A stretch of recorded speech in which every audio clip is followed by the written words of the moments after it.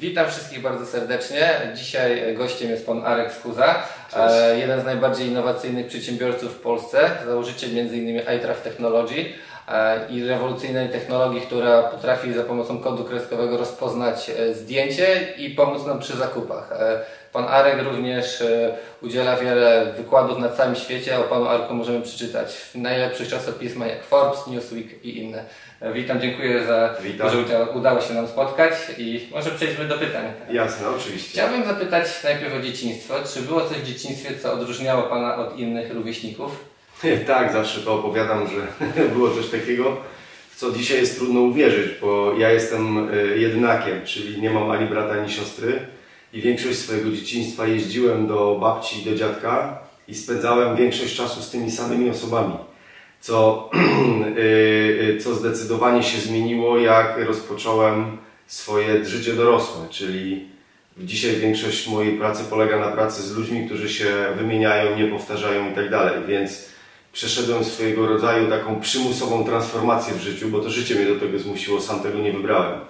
Więc z tego płynie taki wniosek, że to, gdzie się wychowujemy, bardzo później wpływa na nasze życie, więc, ale też życie prowadzi nas w taką stronę, jaką w pewnym sensie chce, czyli pewnie gdybym szedł tą samą nutą co kiedyś, to pewnie powinienem raczej być typem introwertyka, gdzieś zamkniętego może trochę w biurze i tak dalej, a moja praca czy życie polega zupełnie na czym innym. Więc to zawsze opowiadam jako taką historię, bo spotykam sporo ludzi, którzy a to się boją prezentować, a to się boją rozmawiać z obcymi, a to boją się rozmawiać ze starszymi, a to mają lęk w rozmowach z autorytetami, na przykład profesorami i tak dalej.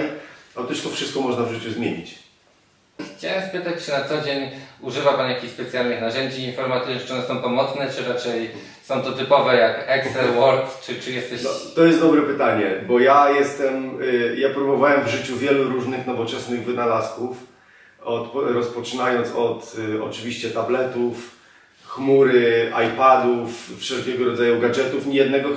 Jednego tylko nie miałem z tego, co dziś jest tak popularne, nie miałem smartwatcha nigdy. Ja muszę powiedzieć, że ja przeżywam na przykład starałem się czytać e-booki i muszę przyznać, że ja po takim zawsze zachwycie tym nowym elementem wszystko odstawiam i wracam do metod tradycyjnych, czyli oczywiście mam laptopa, ale na przykład używam do notatek papieru, długopisu w ręku, czegoś, co się pisze tak jak pisaliśmy w szkołach. Czyli takie tradycyjne. Tradycyjne. Teraz nawet ostatnio zastanawiam się nad zwykłym kalendarzem papierowym, bo kalendarz Google'owy jest świetny, ale jakoś nie potrafię ogarnąć tych wielu wątków, które tam się dzieją, a jak przepiszę ręką, wydaje mi się, że to jest jakiś nawyk po prostu ze szkoły, którego się już chyba nigdy nie pozbędę. Więc na przykład książki, to już sprawdziłem i często opowiadam, że jak przeczytam e-booka, to nie jestem w stanie ludziom opowiedzieć tak bardzo dobrze, co w nim było, jak przeczytam książkę tradycyjną, więc jak kupuję książki papierowe. Więc w pewnym sensie jest to mi potrzebne do efektywniejszej pracy. Podziwiam ludzi, którzy potrafią mieć wszystko w chmurze elektronicznej i potrafią się w tym orientować i potrafią tych dokumentów szukać, ale jeszcze potrafią je wszystkie pootwierać i naraz z nich korzystać. Więc to jest dla mnie, też nie jest tak, że jestem typowo oldschoolowy, w sensie, że mam już wszystko papierowe, ale no do czytania e-booków nie mogę się przekonać, po prostu nie mogę znaczy nie, że nie mogę się przekonać, tylko po prostu nieefektywne są one dla mnie. Nie wiem, wydaje mi się, że kiedyś jak rozmawiałem z jakąś osobą, to wynika to po prostu z faktu, że jest taka książka Demencja cyfrowa niemieckiego profesora, która pokazuje, że jeśli małe dziecko na przykład układa puzzle na iPadzie czy tam na tablecie, a odpada je w rzeczywistości, to wykształca u siebie zupełnie inne przepływy, połączenia nerwowe. Wracając do firmy, czy w dzisiejszych czasach według pana jest łatwo założyć i trzymać firmę, szczególnie w Polsce? Jest kosmiczna konkurencja, ponieważ zobaczcie, absolutnie nie oceniam, że to jest lepiej, ale kiedyś, żeby założyć firmę, ja jak zakładałem pierwszą firmę, to był rok 2003, firmę zakładało się mniej więcej 3-4 tygodnie. Trzeba było pójść do jednego urzędu, dostać REGON, pójść do drugiego, dostać NIP, nawet wszystko zanieść, dokonać wpisu do ewidencji działalności gospodarczej i tak dalej, i tak dalej.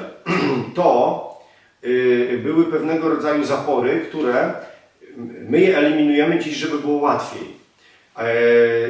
I tak być powinno. Natomiast kiedyś one zakładały sito na przedsiębiorców. Ja nie mówię, że to było lepiej, tylko taka była natura rzeczy. Dzisiaj firmę można tam, 3 razy kliknąć i założyć.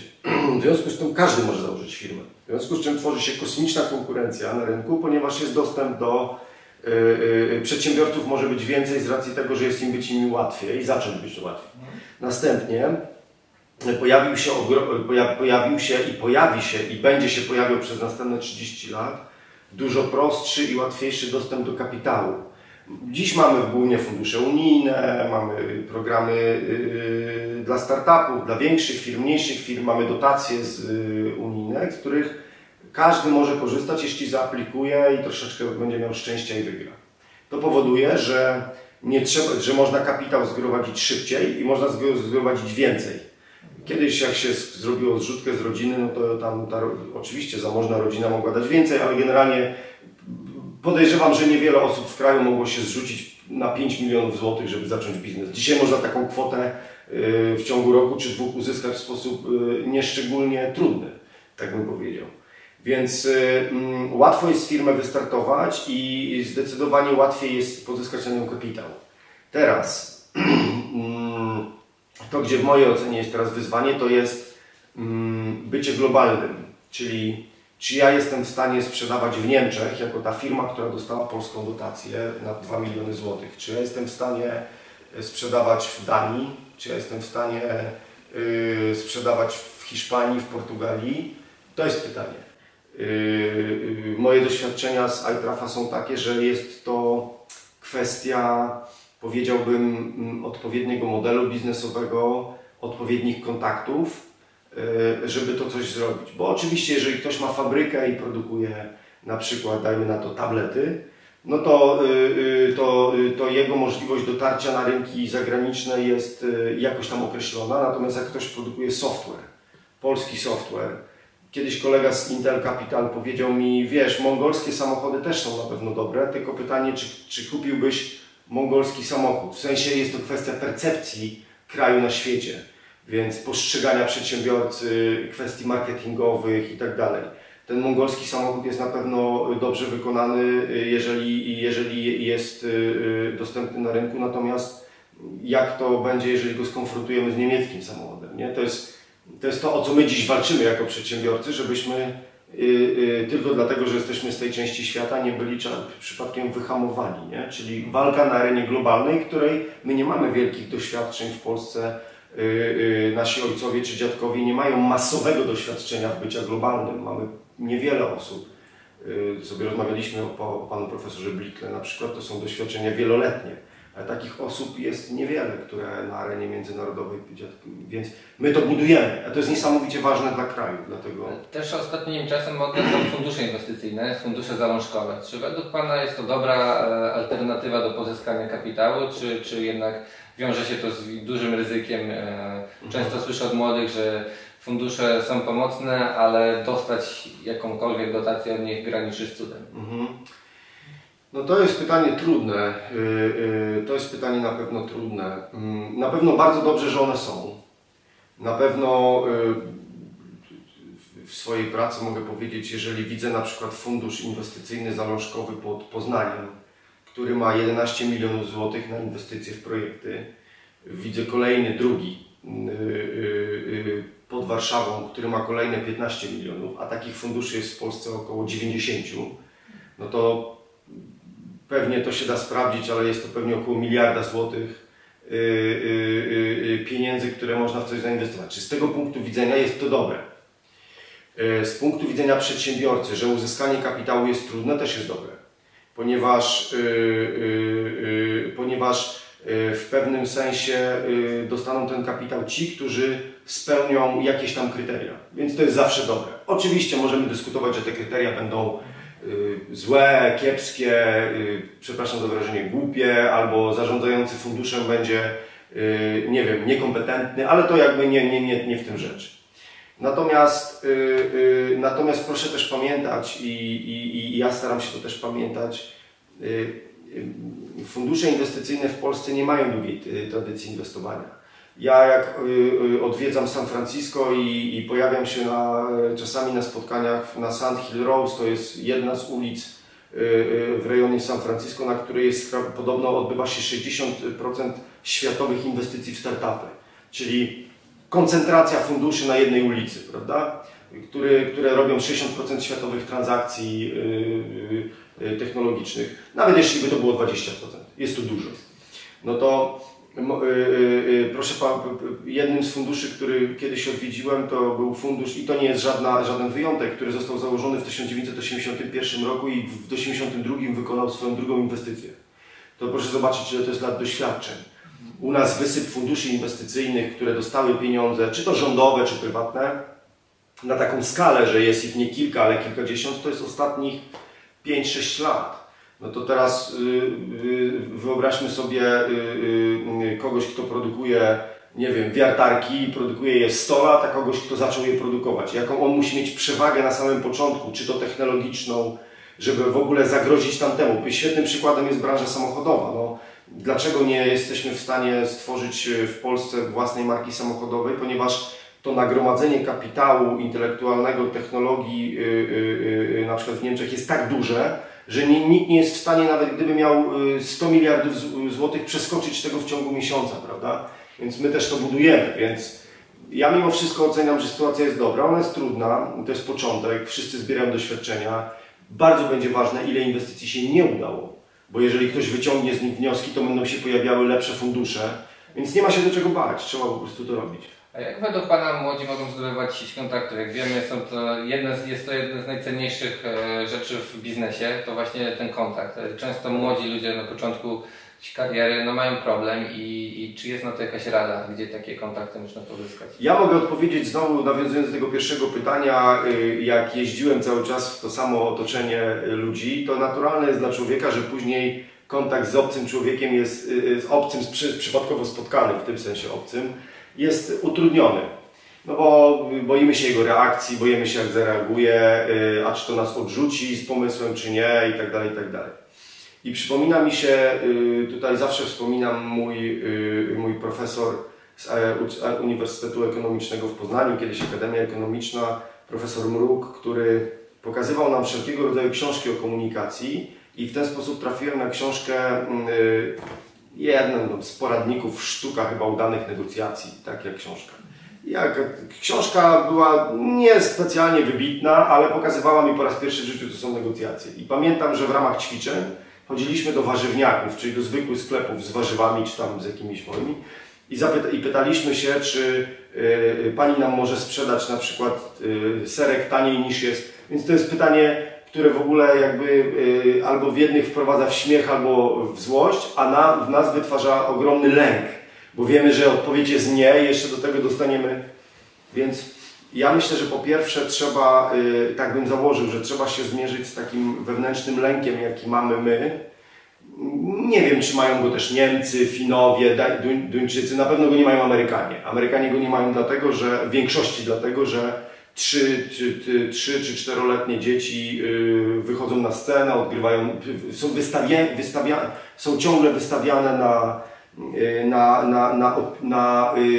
na feedback, opinie i tak dalej innych.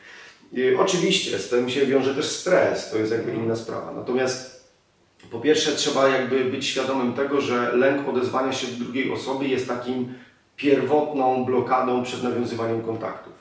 Bo to jest pierwsza rzecz. Druga rzecz, najlepiej kontakty nawiązuje się wtedy, jeśli się je chce nawiązać bezinteresownie, czyli my się spotkaliśmy razem bezinteresownie, nawiązaliśmy kontakt, rozmawiamy, więc to jest też coś takiego, jeśli szuka się kontaktu po to, żeby zrobić biznes, to jakoś to życie tak układa, że te kontakty są później takie płytkie, nieodświeżane, niekontynuowane. No i trzecia rzecz, trzeba absolutnie mówić dobrze język, przynajmniej w języku angielskim, mówić, pisać.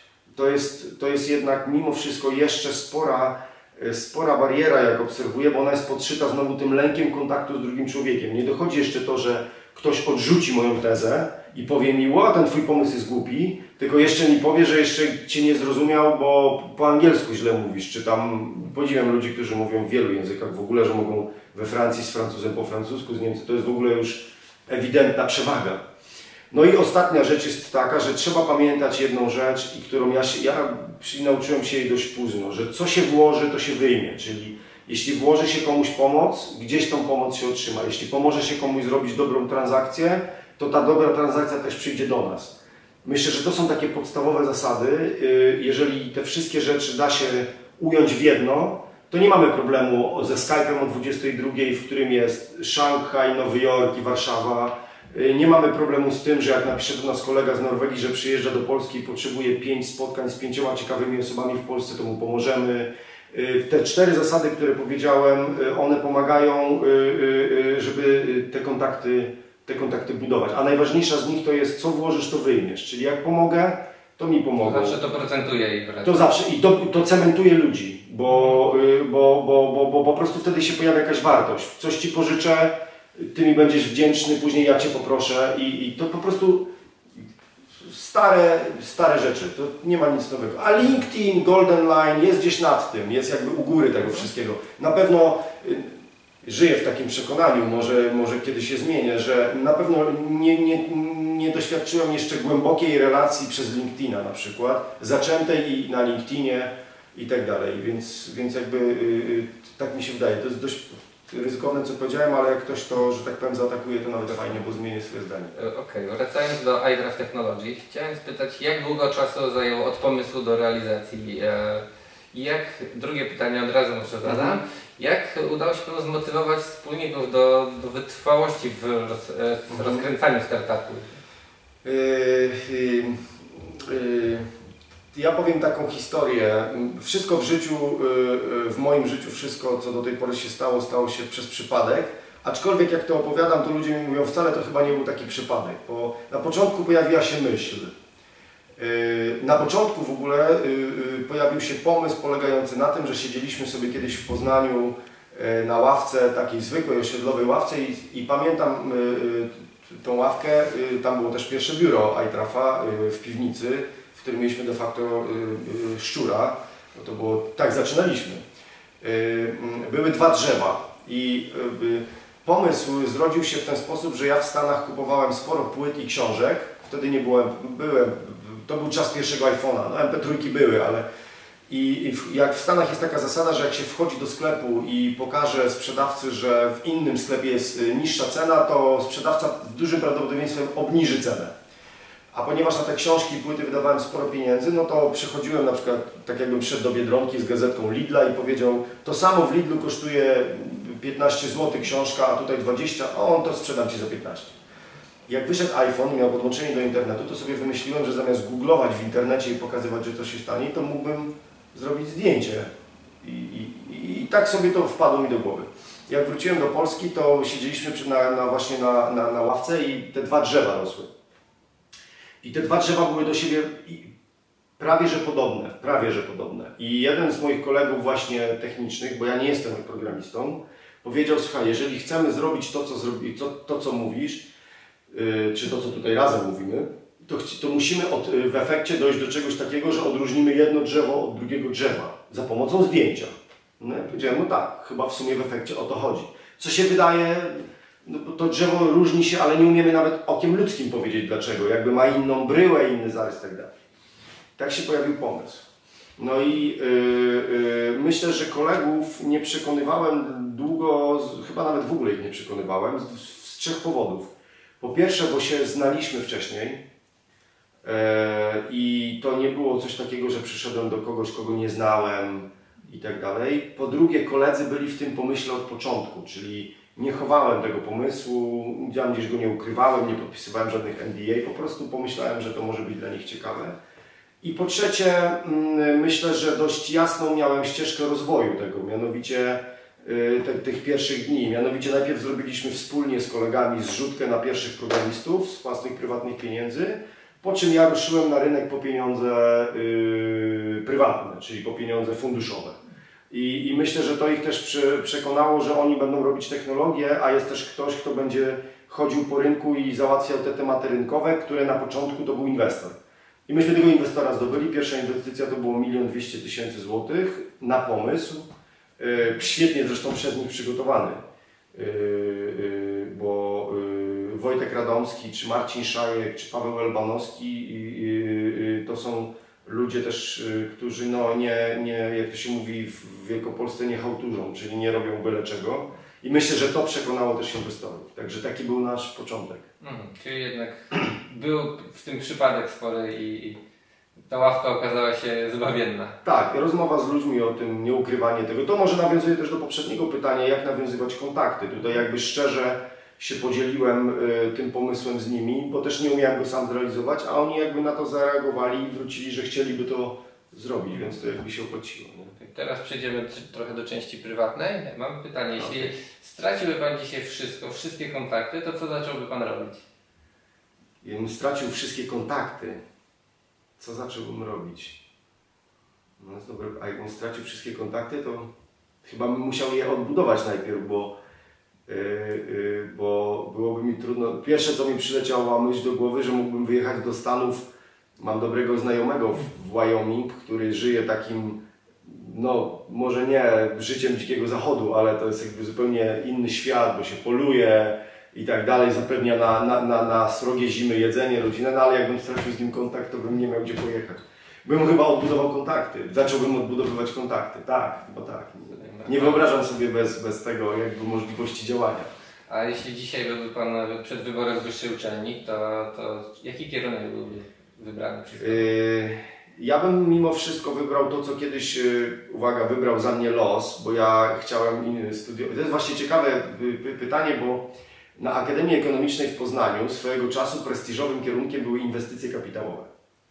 I na ten kierunek praktycznie każdy chciał się dostać. Nawet ten, kto do końca z tymi inwestycjami kapitałowymi nie wiedział, co się dzieje, ale wyobrażał sobie, że będzie kiedyś menadżerem inwestycyjnym, szukał inwestycji, więc... Taki wilk z Wall Street. Taki wilk z Wall Street. Więc ja się na te inwestycje kapitałowe nie dostałem i dostałem się na marketing i zarządzanie tak trochę chyba ze spadu, bo tam były miejsca. I ja bym wybrał marketing i zarządzanie mimo wszystko, że to kiedyś był kierunek taki, powiedziałbym, pospolity, ale nie prestiżowy, bo prestiżowe były inwestycje kapitałowe na mojej uczelni.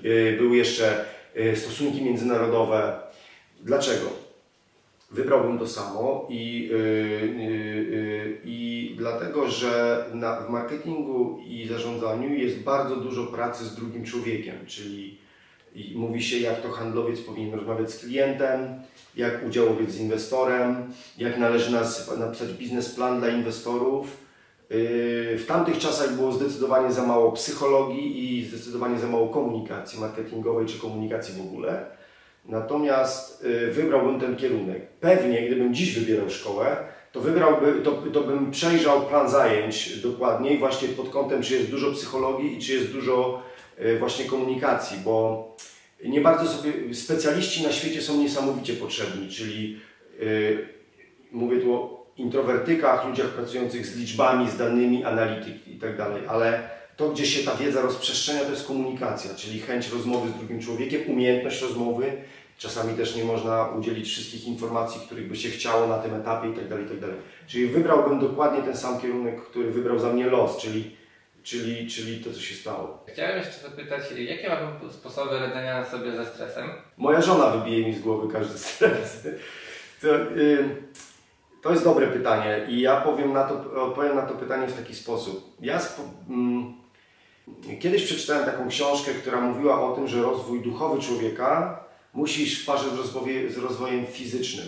Fizyczny też rozumiany jako na przykład nauka, studiowanie, rozwój tam sobie, że tak powiem, mózgu ogólnie. Że to musi gdzieś być w życiu zrównoważone. I teraz proszę się zastanowić, że ile w życiu poświęcamy godzin dziennie na bieganie, skakanie, załatwianie spraw, czytanie, odpowiadanie na maile, a ile poświęcamy na przykład na modlitwę, medytację, nie wiem, leżenie na kocu w spokoju, z zamkniętymi... nie wiem, chodzenie do kościoła, czy jak ktoś jest wyznawcą buddyzmu, to medytację, czy ktoś jest joginem, no to jogę i tak dalej, tam gdzie ta duchowość się rozwija. I doszedłem do wniosku, że stres bierze się stąd, że człowiek chce, szczególnie w biznesie, wiedzieć, co się stanie. A jeżeli chce wiedzieć, co się stanie, to planuje. A jeżeli planuje, to są różne metody wizualizacji tego, co robimy. Czyli siedzimy, wyobrażamy sobie, jak będzie wyglądał mój ekskluzywny samochód, albo jak będzie wyglądała moja firma za 5 lat. Wiele jest publikacji na ten temat, które każą sobie wyobrażać z zamkniętymi oczami, co będzie. Natomiast wtedy pojawia się w człowieku taki stres, że jak tego nie będzie, jak to się nie stanie, to coś w ogóle ze mną będzie. To jakby ludzie powiedzą, że mi się nie udało, albo ludzie bliżsi, dalsi, im bliżsi, tym gorzej, bo to gazeta jakaś napisze, że facet zbankrutował, a tak pięknie mówił i tak dalej, i tak dalej. I zdałem sobie sprawę z tego, że odpowiedź na stres leży gdzieś w tej sferze duchowej. Musi tam leżeć. Więc ja zacząłem już bardzo dawno temu, amatorsko zupełnie, kupiłem sobie 2 książki, przeczytałem parę postów na blogu, nic wielkiego. Zacząłem najzwyczajniej w świecie próbować zamknąć oczy i skupić się tylko na swoim oddechu. Ja tego nie nazwał medytacją, bo to było po prostu takie, gdzie miałem czas, to sobie usiadłem i tak robiłem. I zauważyłem, że to jakoś coś tam w człowieku odkłada. Następnie, czytając książki dalej, zauważyłem, że jeśli się pomyśli, że jest jakaś siła wielka, która układa ten świat i spojrzałem na swoje życie wstecz i to Wam to powiedziałem przed chwilą o tym marketingu. Mnie też kiedyś, ja zawsze o tym mówię zupełnie otwarcie, zwolniono z dużej firmy, po prostu zostałem zwolniony za to, że nie umiałem, że jakieś tam powodowałem różne zawirowania w firmie, a ja jakby nie robiłem tego, jakoś mi to nie wychodziła ta współpraca w dużej korporacji. Wtedy to było dla mnie jakby złe, czułem, że to jest jakaś porażka, natomiast patrzę, że to jakby życie zadecydowało. Jak sobie człowiek pomyśli, że jest jakaś wielka siła, dla jednych to jest Bóg, dla drugich to jest wielki wybuch, dla trzecich to są gwiazdy, astrologia, nieważne w sumie, co sobie pomyśli, że to jest, to człowiek ma taką ulgę, że jakby i patrzy na swoje życie, że w efekcie nie nastał żaden dramat.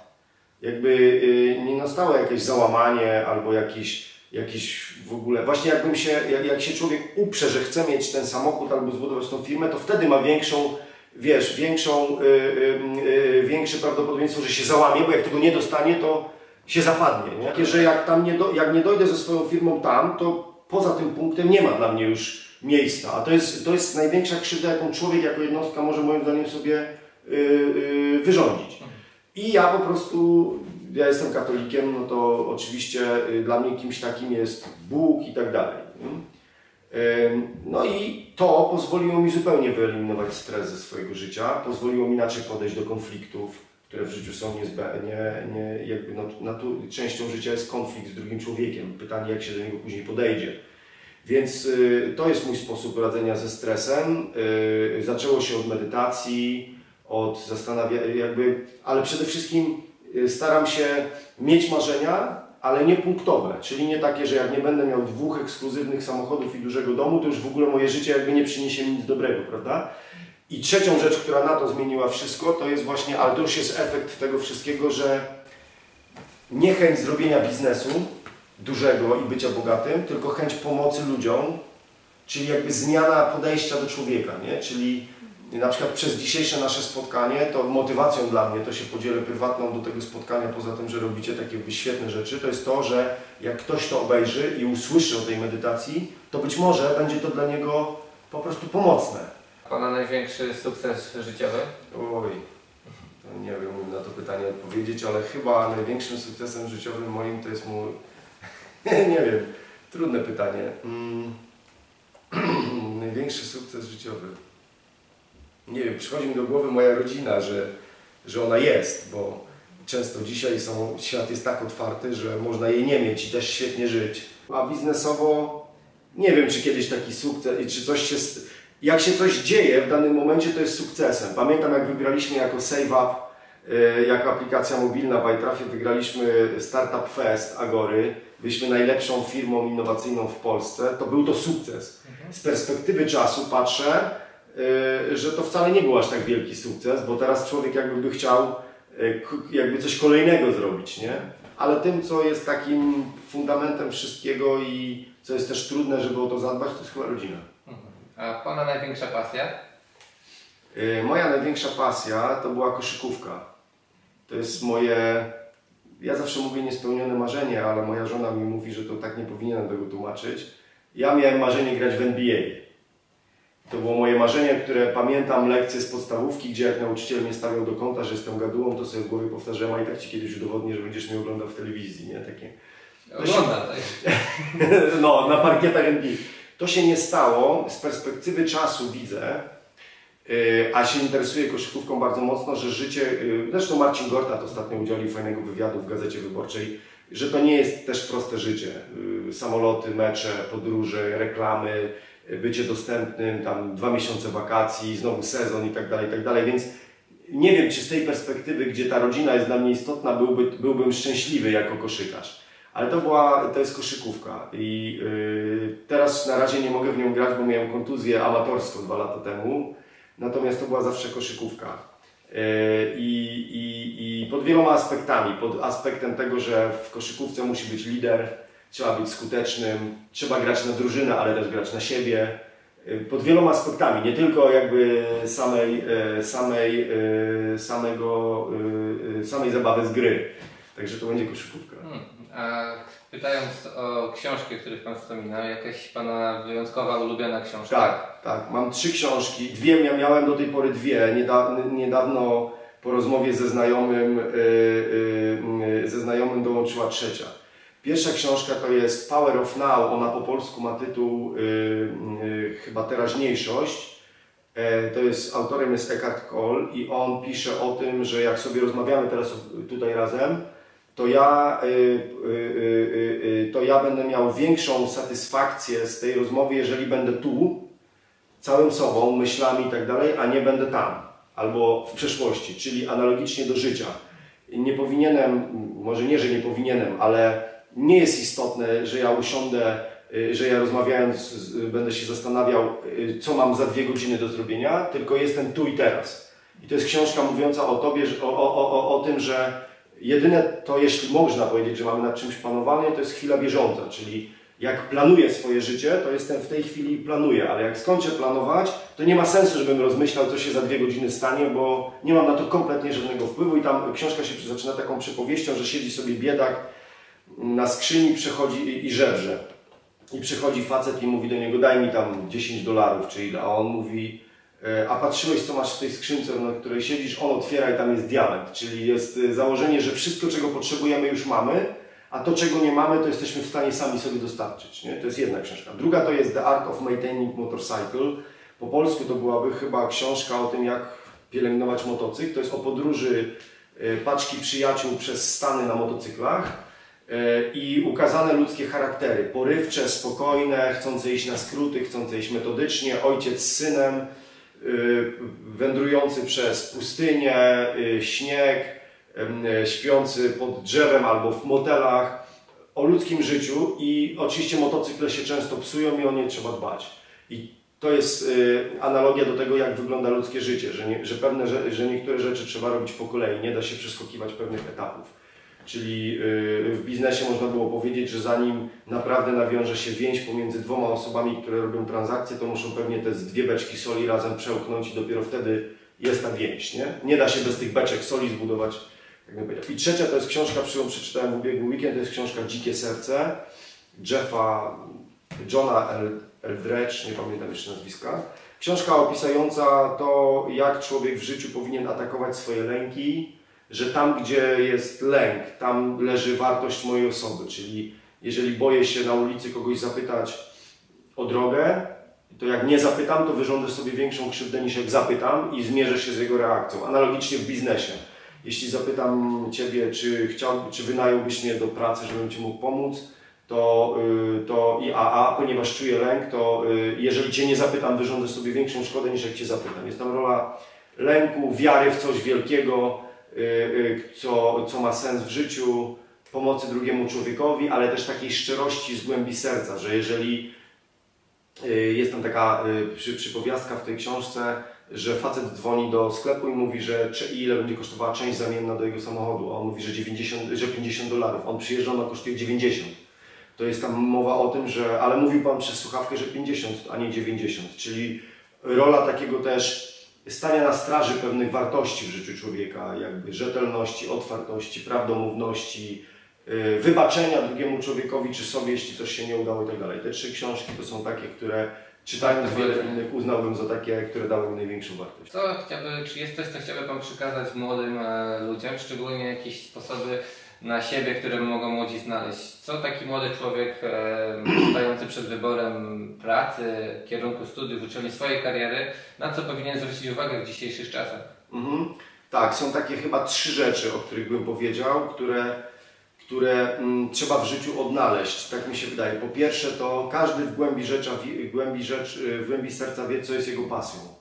Każdy ma coś takiego. Jeżeli tego nie widzi, to radziłbym wyjechać sobie na 3 dni samemu gdzieś nad jezioro albo w góry i ten głos się w człowieku odezwie.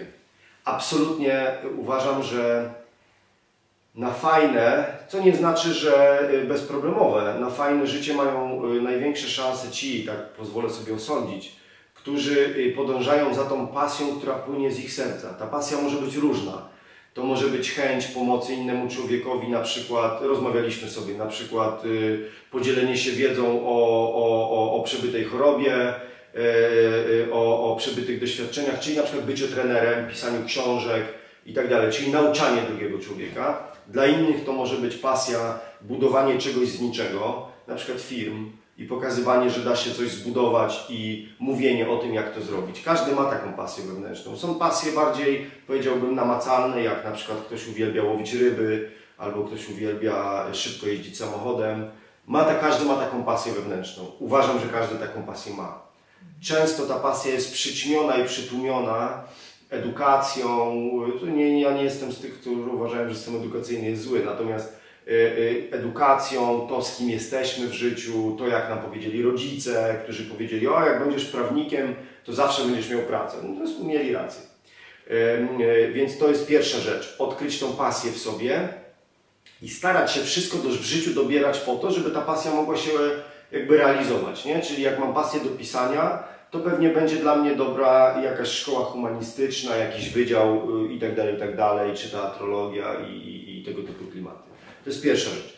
Druga rzecz jest taka, żeby absolutnie atakować swoje lęki. To jest chyba najtrudniejsze, bo też nie do końca jakby nasze otoczenie nas wspiera. Mimo wszystko uważam, że żyjemy w takim miejscu na świecie, gdzie raczej człowiek ma, nie chcę powiedzieć, że ma kompleks, a nie odwagę, ale coś jest w tym kompleksie u nas i gdzieś tam sporo ludzi ma taki hamulec założony na swoje marzenia, nie?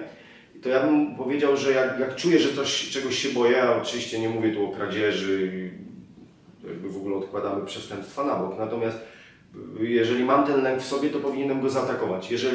Jeżeli na przykład lubię się ścigać samochodem, a jest tor na przykład wyścigowy w Poznaniu, ale nie wiem jak na ten tor się dostać, żeby sobie pojeździć, bo jest drogi, a na przykład gdzieś tam zadzwonię, to mi przez telefon powiedzą, że a co pan se tu dzwoni w ogóle, to właśnie trzeba to zaatakować, nie? To trzeba właśnie ten lęk zaatakować, żeby to zrobić, żeby iść w to, żeby się nie wycofywać. To jest druga rzecz, czyli ten lęk. I te lęki będą coraz większe i coraz większe też będą zadania przed nami. Kiedyś Winston Churchill powiedział coś takiego, że człowiek jest tyle wart, ile warte są problemy, które rozwiązuje. No, chociaż dzisiejsza sytuacja na świecie z Putinem mogłaby powiedzieć, że nie zawsze to ma dobry wymiar, ale powiedzmy, że o to mi chodzi. To jest druga rzecz. I trzecia rzecz jest taka, rozmawialiśmy o tym, kontakty. Żeby nastawić się na kontakt z drugim człowiekiem. Nawet jeśli jestem, że tak powiem, według siebie najgorszym z możliwych introwertyków, nieśmiałych, przepraszam za porównanie, ale w rozciągniętym swetrze, bo to często się tak mówiło, to nic, to nie ma znaczenia. Najważniejsze, żeby się nastawić na kontakt z drugim człowiekiem. To jest moim zdaniem taki fundament, te 3 rzeczy. I wtedy będzie kiełkowała pasja, będzie kiełkowało to, żeby ją realizować poprzez atakowanie swoich lęków i będzie wtedy jeszcze pojawiał się aspekt, że będą ludzie, którzy będą mogli nam pomóc. Bo jeżeli widzi się w oczach człowieka błysk, a błysk można zobaczyć tylko jeżeli coś naprawdę mnie interesuje, to wyobraźcie sobie prezesa, no nie wiem, weźmy wielkiej firmy, który widzi w młodym człowieku ten zysk. ten błysk, będzie chciał, nawet jeżeli wykorzystać ten błysk, to nawet będzie, to zauważy, prawda? Ale trzeba się z tym człowiekiem umieć skomunikować, umieć mu jakoś tam z nim porozmawiać i tak dalej. Także te 3 rzeczy bym dał, żeby to była komunikacja z drugim człowiekiem, atakowanie swoich lęków i takie naprawdę poszukanie tej swojej pasji. W ogóle czego bym nie rekomendował, to nie rekomendowałbym myślenia o tym, że będę miał duży dom, świetny samochód albo pojadę w podróż dookoła świata, bo to w efekcie nie ma aż tak wielkiego znaczenia. Nie ma aż tak wielkiego znaczenia, bo jeżeli ja pojadę w podróż dookoła świata i będę się z tym męczył, bo codziennie muszę być w innym miejscu albo nie wiem, gdzie będę spał, no to nie mam z tego przyjemności, chyba że moją pasją są podróże. Dokładnie tak, czyli najważniejsze robić to, co kochamy.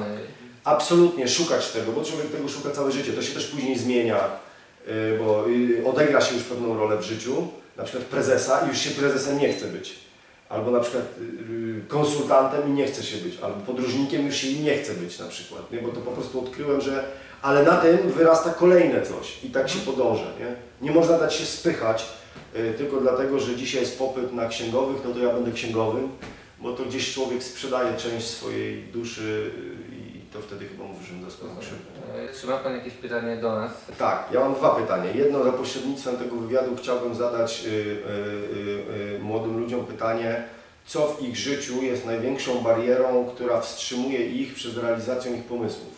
To jest takie pytanie, które bym chciał, jeżeli by odpowiedzieli, to chciałbym tą odpowiedź przeczytać, bo uważam, że bariery są pokoleniowe, czyli pokolenie naszych rodziców ma pewne bariery, my mamy pewne bariery, ci, którzy idą za nami mają pewne bariery, a ci dalej będą mieli jeszcze inne bariery.